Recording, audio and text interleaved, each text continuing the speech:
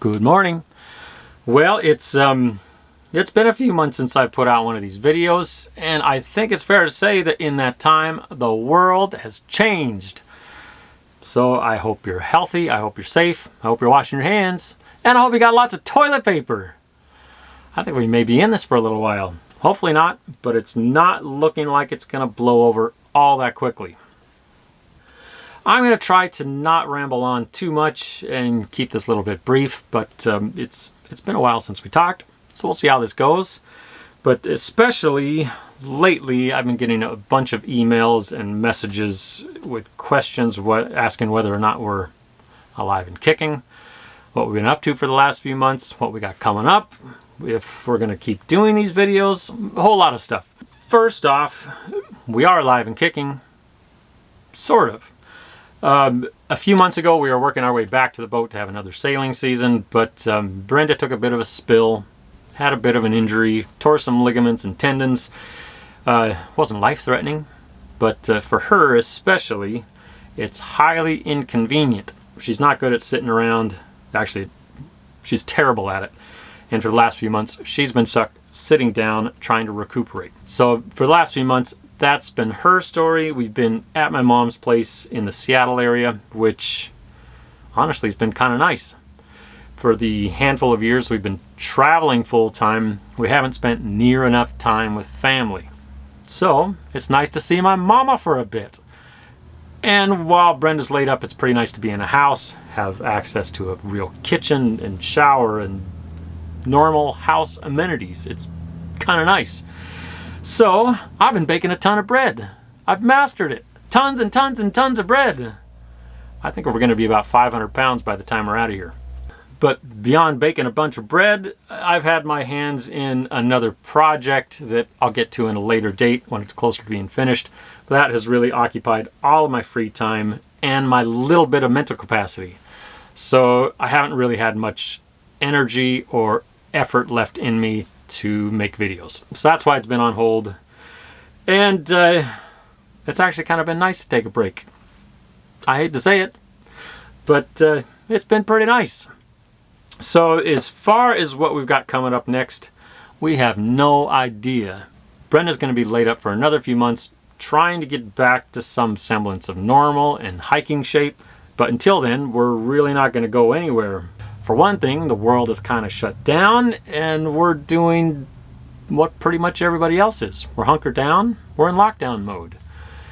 If Brenda wasn't injured, we'd probably just take this van, head out into the boonies and ride it out somewhere away from everybody.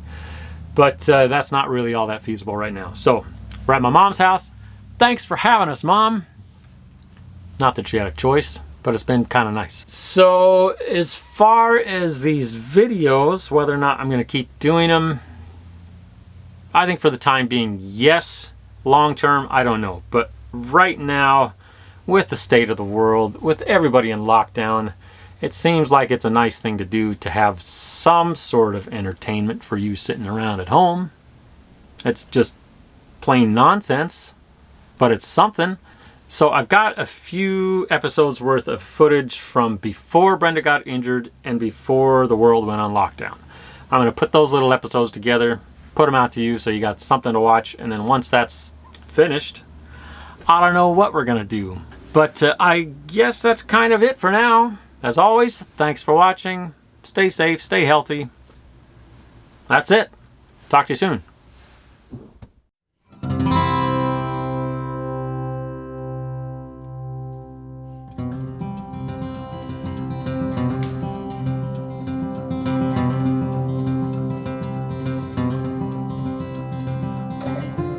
In our last episode, it's been so long I don't really remember what we did. But this time around, we head way out into the middle of nowhere to check out the old historic Swansea ghost town. Well, it's another big desert day. We're heading far out this way, about 25 miles. There's supposed to be an old ghost town. I love old ghost towns. I'm gonna check it out. Blast through the desert for a bit. Hopefully not get stuck. We'll see how it goes.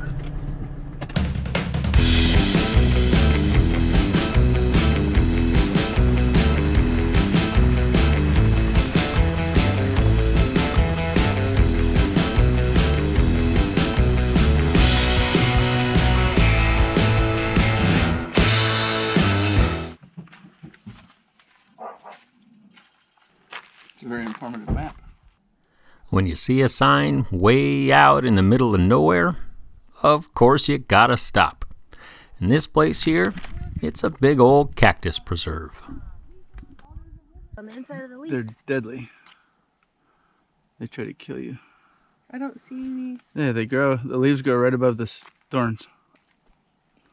Yeah, grab a See, it looks so beautiful. Yeah, And just then grab a there's hold the of it really spike. tight. There's a thorn right there. The younger branches have bigger ones. The older branches don't have as many. Yep, it's true.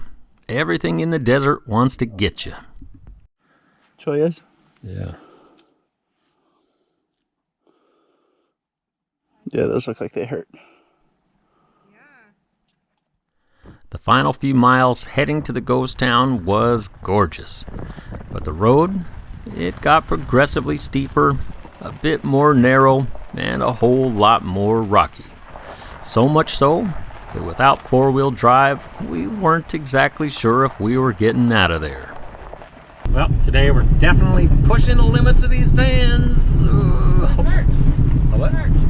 Arch. With some pretty great stuff to see along the way and a bit of pucker factor, we made it to the Swansea ghost town.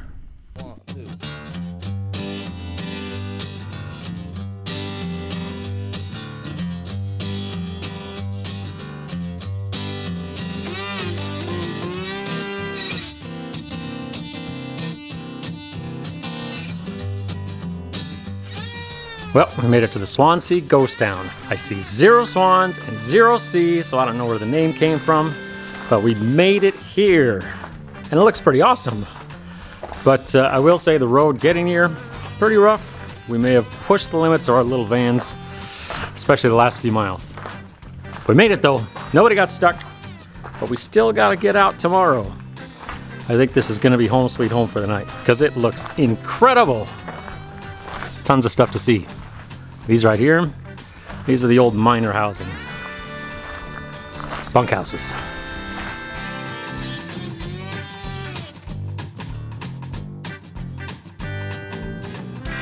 Mining in and around the Swansea area began sometime around 1862. But it wasn't for another 40 years before investment in the railroad and the mines brought this dusty little spot to life. By 1909, over 500 people would call this barren, inhospitable landscape home.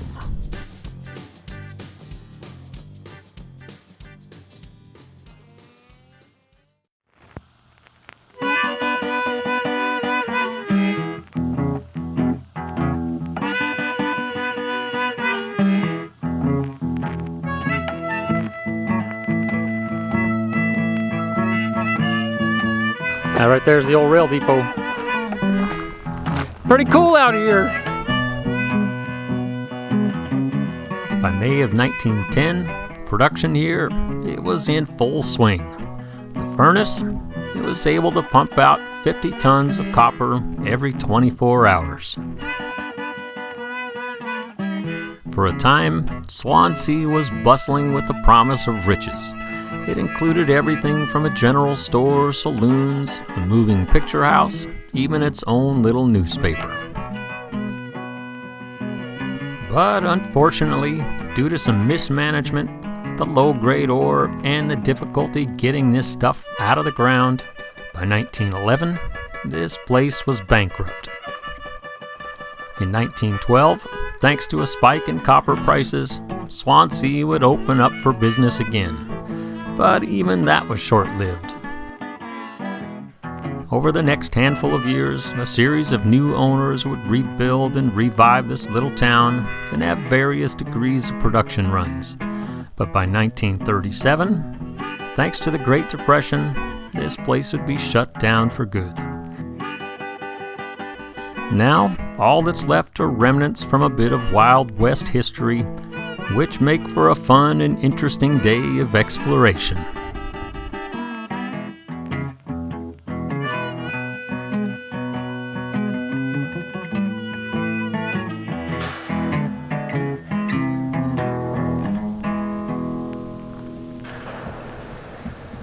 That goes way down.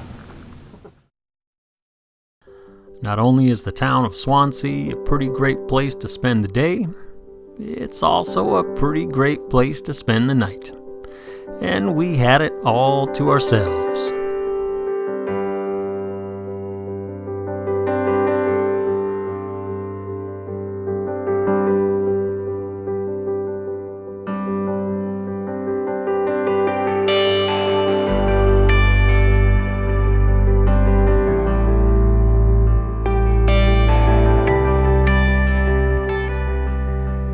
Well, this place is pretty great. I'm always amazed by these old ghost towns for a whole bunch of reasons, but first, the fact that somebody came way out in the boonies to find this stuff to haul out of the ground. But beyond that, this place is in the middle of nowhere. It's pretty inhospitable. Somebody had to build a train line to get out here, haul a bunch of stuff, build a town, yank the stuff out of the ground. It's kind of amazing. But now it's just a ghost town. Still pretty cool.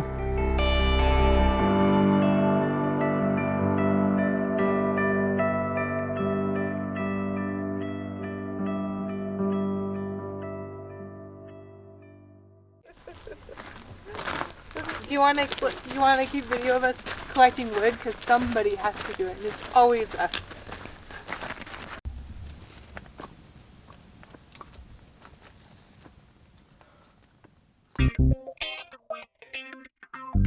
Big bike day today. Woohoo!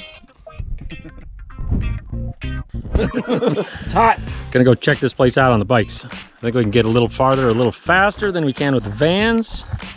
Gonna see what's out there. I think farther out that way, there's the old pumping station for this town. It used to be a river. I don't think it flows anymore, but we're gonna go check it out anyways. If you weren't aware, it turns out having a handful of miles of nearly all downhill is pretty darn fun.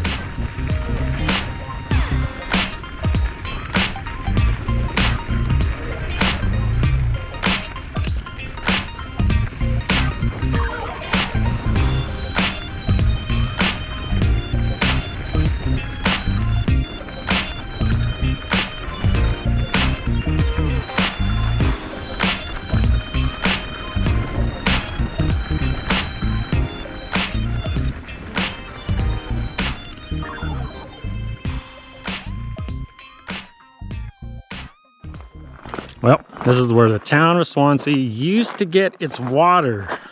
As you can see, not much water here. There's a few dams upstream that kind of make this a seasonally flowing stream, but it's still pretty amazing that way back in the day, they could pump water from here miles up to the town. It's a long ways away. We're out in the boonies. There's supposed to be an old pump house down here, the remnants of it anyways. We can't seem to find it. Somewhere around here though. But the bad news, it was a long way downhill to get here. We got a long way up to go. Yeah, there's a lot of tops on the way back. Uphill, all uphill from here. All uphill. I'm telling you right now, there's no shame in walking. It's out there, no shame whatsoever. Just start another cycling episode. After a long slog uphill, which I'm not too ashamed to admit involved a lot of walking, we were out of there. Well, there goes the town of Swansea. Leaving it right back there. Pretty amazing place. But now it's the fun part. We gotta get out of here. This road coming in was a little hairy. Tested the limits of our little vans, but we had gravity on our side. We went downhill. So hopefully don't get stuck.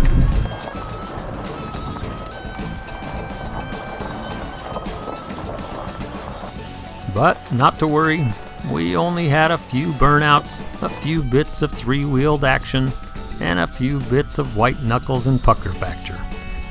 Our little vans, they surprisingly got us out of there with not too much trouble at all. But I think that's about it for this episode. As always, thanks for watching, and we'll see you next time.